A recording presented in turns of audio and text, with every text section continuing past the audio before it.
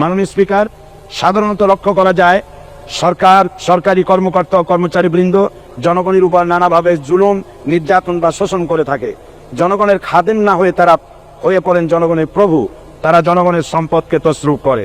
এই অবস্থা থেকে মুক্ত করার জন্য রাসূল করিম সাল্লাল্লাহু আলাইহি ওয়াসাল্লাম সরকারি কর্মকর্তা ও কর্মচারীদের মধ্যে তীব্র দায়িত্ব অনুভূতি জাগ্রত করে তিনি বলেন, ঘুষদাতা ও গৃহীতা উভয় জাহান্নামী।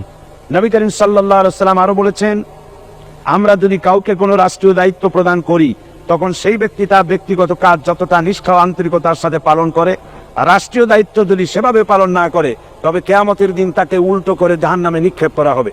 রাষ্ট্রীয় সম্পদ তসরুপের ব্যাপারে কঠোর হুঁশিয়ারি উচ্চারণ করে বিশ্বনবী মুহাম্মদ রাসূলুল্লাহ সাল্লাল্লাহু আলাইহি ওয়াসাল্লাম বলেছেন, রাষ্ট্রীয় দায়িত্ব পালনকারী কেউ যদি এক টুকরা সুতা বা তার চেয়েও ক্ষুদ্র কোনো জিনিস খেয়ানত করে, তবে কিয়ামতের দিন খেয়ানতের বোঝা মাথায় করে তাকে উঠতে হবে।